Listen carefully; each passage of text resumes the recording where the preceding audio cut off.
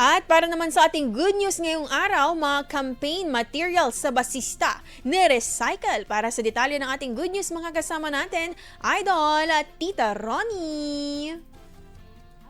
Ngayon ang tanggapan ng Solid Waste Management Office sa bayan ng Basista sa pagkolekta ng mga ginamit na campaign materials upang muling mapakinabangan.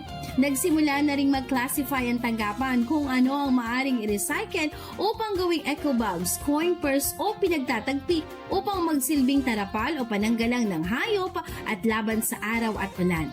Nauna nang isinagawa ang pagbabaklas ng ilang campaign materials na pinangunahan ng LGU, barangay councils at volunteers.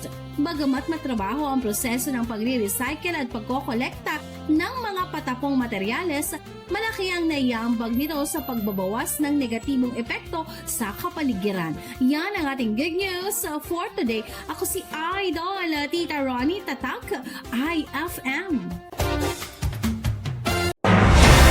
IFM News. IFM News. IFM News.